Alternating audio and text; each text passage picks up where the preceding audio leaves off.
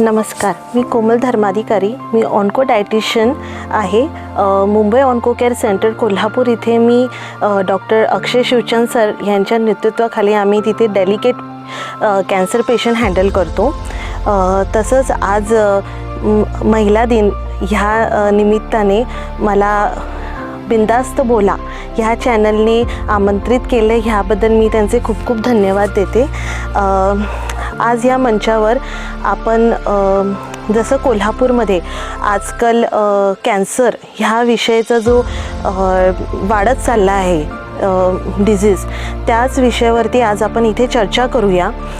काही डाएट विषय मी तुम्हाला इथे कॅन्सरविषयी बोलणार आहे आणि तसेच महिलांचे जे प्रश्न असतात, मला बरेच वेळा महिलांकडून हे प्रश्न येतात की आम्ही वर्किंग लेडीज आहोत, तर आम्ही कसं ह्या सगळ्या गोष्टींकडे हँडल करावं किंवा हा रोग आम्ही आमच्यापर्यंत येऊ देऊ नको किंवा त्याच्यावरती मात करू शकतो किंवा कसं ह्यांना हँडल करू शकतो, हे असे बरेच मला प्रश्न महिलांचे येत असतात आणि त्याच विषयावरती आज आपण इथे बोलूया. तसंच महिलांचे जे कॉमनली मला जे कळणारे जे आमच्या सेंटर्समध्ये येणारे जे कॉमनली हायली जे डिझीज आहेत ते म्हणजे ब्रेस्ट कॅन्सर, ओव्हेरियन कॅन्सर आणि सर्व्हिकल कॅन्सर. ह्याचमध्ये जे ब्रेस्ट कॅन्सर आहे ते अनुवंशिकही असू शकतात. आता जेव्हा ते अनुवंशिक असतात, तुम्ही तुमची फॅमिली हिस्ट्री जाणून घेऊ शकतात की तुमच्या आईला, आजीला किंवा त्यांच्या आधीच्या जनरेशनमध्ये जर एखाद्याला जर असेल तर तुम्ही तुमच्यापर्यंत ते बरेच ट्रीटमेंट्स घेऊन किंवा आधीपासूनच आपण त्याच्यावरती ट्रीटमेंट घेऊ शकतो किंवा खाण्याच्या डाएट हॅबिट्स आपण बदलू शकतो किंवा फिजिकल ॲक्टिव्हिटीज करू शकतो. त्याच हिशोबाने आपण ह्या सगळ्यांवरती कंट्रोल घेऊ शकतो. पण दुसऱ्या ज्या गोष्टी असतात मॉडिफेबल, ज्या म्हणजे ओबेसिटी, फिजिकल ॲक्टिव्हिटी आणि अल्कोहोल कन्झम्पशन्स, त्यानंतर ह्या सगळ्या गोष्टींवरती जर आपण चांगलं कंट्रोल ठेवलं, एन्व्हायरमेंटल पोल्युशन जो वाढतो आहे त्यावरती जर आपण जर विचार केला आणि जर त्याच्यावरती जर आपण कंट्रोल जर घेतलं तर माईट बी आपण ह्या कॅन्सर ह्या आजारावरती मात नक्की करू शकतो. तसंच खाण्यातून मला बरेच प्रश्न येतात की आम्ही वर्किंग लेडीज असल्यामुळे आमच्याकडे वेळ नसतो, फास्ट फूडकडे खूप लक्ष जातं आणि कोल्हापुरात वाढणाऱ्या जे फास्ट फूडच्या ट्रक्स आहेत ते अतिशय वाढत चालले आहेत आणि बऱ्याच वेळा असं होतं की ऑफिसमधून येताना भूक लागलेली असते, तर हे जेव्हा सगळे दिसतात तर आपल्याला क्रेविंग्स जास्त होते. त्यांनी हे जे फास्ट फूड्स असतात ते मोस्टली हाय फॅट रिलेटेड असतात, त्यामुळे आणि आपली ॲक्टिव्हिटी कमी असल्यामुळे हे जे आजार आहे, कॅन्सरसारखा हा जो रोग आहे तो वाढत चालला आहे. मी गेले 2 वर्षापासून ह्या सिस्टममध्ये काम करते, कॅन्सर आमच्या ह्या इन्स्टिट्यूटवरती मी काम करते आणि जे ब्रेस्ट कॅन्सर जे प्रमाण आहे ते खूप वाढत चाललं आहे. अर्ली 30sमध्ये मुली आमच्याकडे येतात जे ब्रेस्ट कॅन्सर्स घेऊन येतात. त्यामुळे मला असं वाटतं की कुठे ना कुठे आपलं जे खाण्याचं किंवा फिजिकल ॲक्टिव्हिटी किंवा डेली लाईफस्टाईल चेंजेस जे आहेत हे ह्याच्यावरती अफेक्ट करतात आहेत. त्याचबरोबर तुम्ही आता जर समजा बरेचसारखे आपल्याकडे ऑप्शन्स असतात, जसं की फॉर एक्झाम्पल आपण जेव्हा मार्केटमध्ये भाजी मार्केटला वगैरे जातो तेव्हा युजली आपली हॅबिट असते की आपण भाजी घेतो आणि तशीच आपण फ्रीजमध्ये डंप करतो. तर ते न करता आपण जर ते भाजी किंवा पॉलिथिनमध्येच न डंप करता आपण जर त्यांना सॉटे केली, क्लीन करून एका पेपर बॅगमध्ये पॅक करून जर ठेवली, तर हे कारण असतो की त्याच्यातले जे मायक्रोब्स असतात किंवा माती असते त्याच्यावरून उत्पन्न होणाऱ्या ज्या डिझीज असतात त्याच्यावरती आपण बऱ्याचसारखे कंट्रोल करू शकतो. आणि फ्रूट्स जेव्हा फळं वगैरे अँटीऑक्सिडंट्स वगैरे फ्रूट जे आहेत, सीझनल व्हेजिटेबल्स आहेत, सीझनल फ्रूट्स आहेत, त्यांचं कन्झम्पशन जास्त ठेवा. मी कधीही कोणाला असं नाही सांगत की तुम्ही हॉटेलचं फूड अवॉइडच करा टोटली, बट येस तुम्ही जर बाहेरचं खाण्याचं कन्झम्पशन तुमचं जास्त असेल तर चूज करा की तुम्ही काय खाऊ शकता. ओके. आणि तसंच दुसरं म्हणजे बरेचसारखे आपली फिजिकल ॲक्टिव्हिटी. आय अंडरस्टँड की आपली लाईफस्टाईल इतकी वाढत चालली आहे की त्याच्यामुळे आपल्याला फिजिकल ॲक्टिव्हिटी करता येत नाही. फिजिकल ॲक्टिव्हिटीवरती बरंच आपलं दुर्लक्ष होतं. पण नाही, आपल्याला थोडं का होईना आपल्याला आपल्यासाठी फिजिकल ॲक्टिव्हिटी द्यायलाच पाहिजे.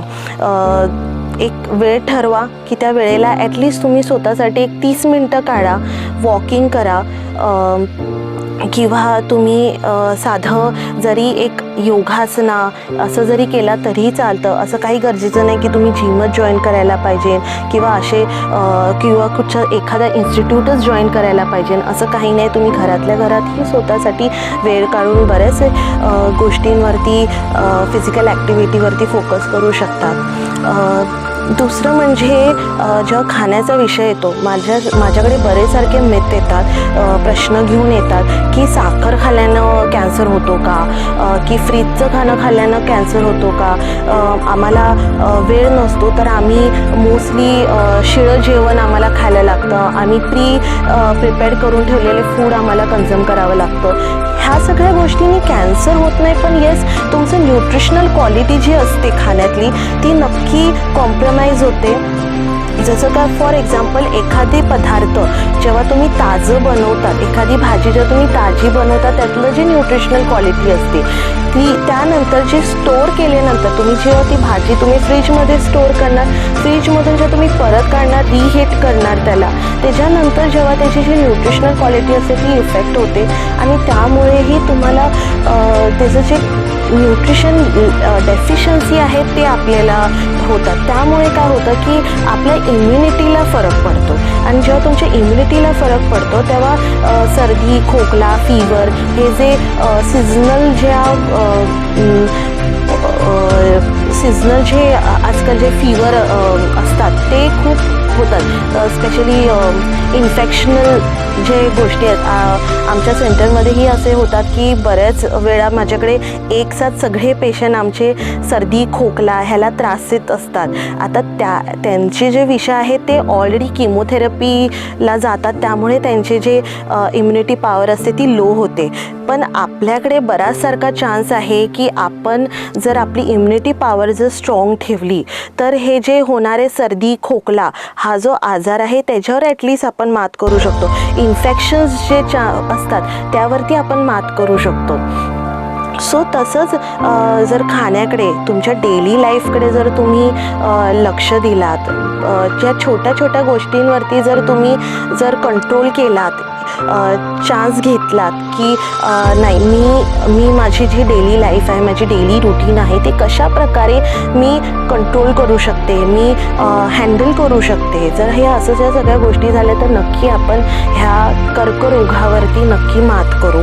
आणि खाणं हा आपल्या लाईफमध्ये सगळ्यात इसेन्शियल रोल प्ले करतो.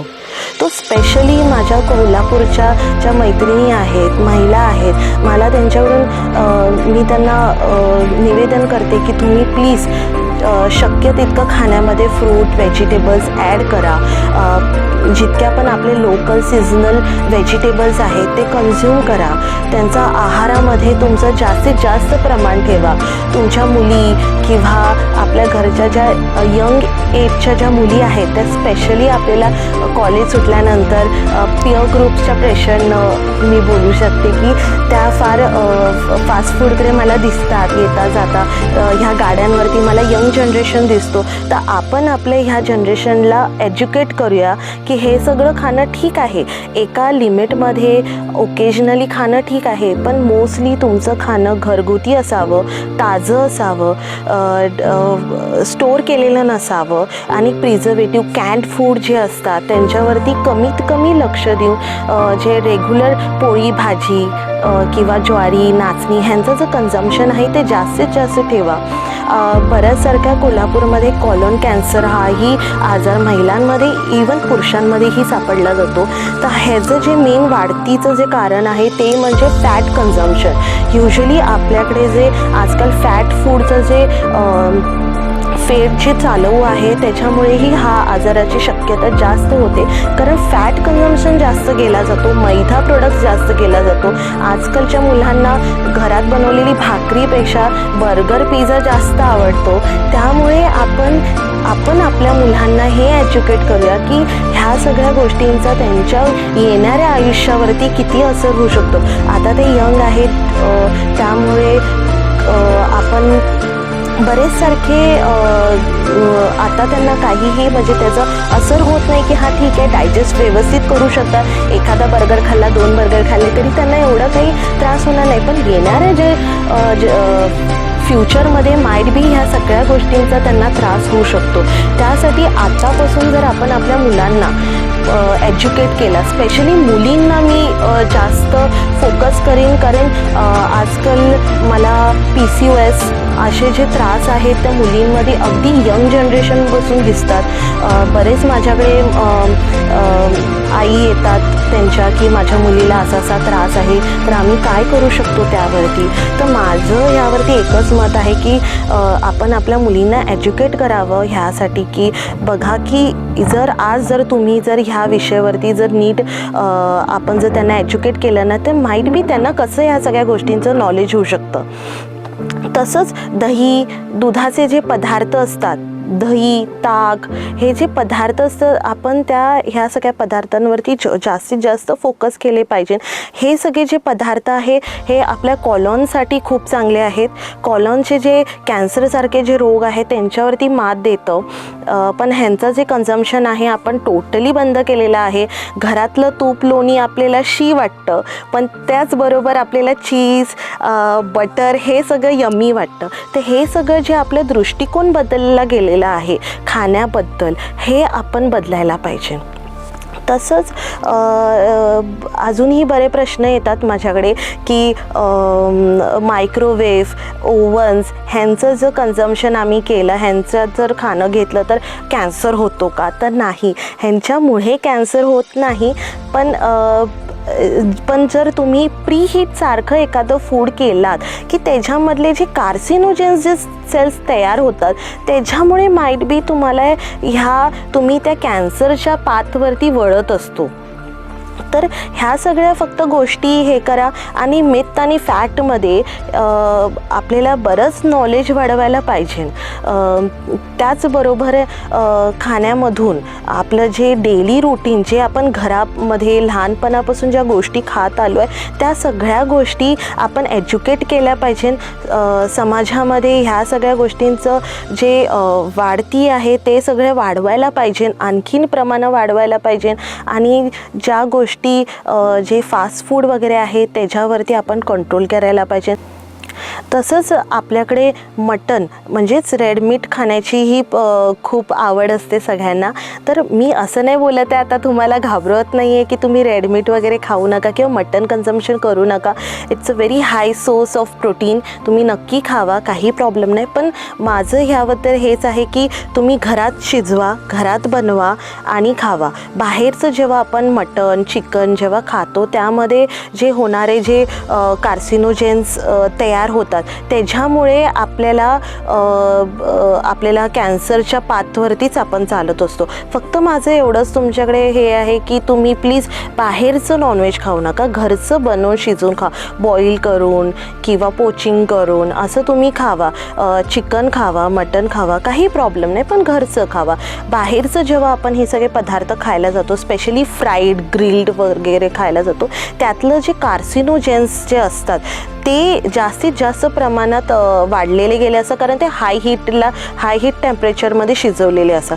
कधीही रेड मीट तुम्ही हाय टेम्परेचरला शिजवायला जाणार त्यातले जे कार्सिनोजेन्स जे तयार होतात ते अति प्रमाणात तयार होतात आणि ते आपण कन्झ्युम करतो, ते आपल्या शरीरात जातात. त्यामुळे होणारे जे कॅन्सरचे जे सेल्सचे प्रमाण असतात आपल्या शरीरात तेही वाढतात. तर त्यासाठी तुम्ही घरात बनवा, घरात खावा, काहीही हरकत नाही आहे. पण शक्यतो रोड साईड जे नॉनव्हेज आहे त्याला अवॉइड करण्याचा प्रयत्न करा. तसंच त्याचबरोबर डायटरी फायबर जो हा प्रकार आहे तो तुम्हाला तुमच्या पालेभाज्या, किंवा इतर ज्या भाज्या असतात, जे सीझनल व्हेजिटेबल्स आपण जे बोलतो त्याच्यावरती फोकस केला पाहिजे. डायटरी फायबर स्पेशली तुमच्या कोलॉनसाठी, ब्रेस्ट कॅन्सरसाठी बरंच इफेक्टिव्ह असतात. तर तुम्ही ह्या सगळ्या गोष्टींवरती फोकस करा. माझा हा संदेश मी जितक्या लोकांपर्यंत जर पोचवता आला तर पोचवा आणि आपल्या स्पेशली यंग जनरेशनला, महिलांपर्यंत हा नक्की संदेश पोचवा. आणि ह्या चॅनलला जास्तीत जास्त लाईक करा, शेअर करा आणि हा जो महत्त्वाचा जो विषय आहे ते तुमच्या प्रत्येक महिलांबरोबर, मुलांबरोबर, यंग जनरेशन्सबरोबर शेअर करा. आणि बिंदास्त बोला ह्या चॅनलचा मी खूप खूप धन्यवाद देते की मला माझं जे मत आहे, मनोगत आहे, त्यांच्या चॅनल थ्रू मला ठेवायला त्यांनी चान्स दिला.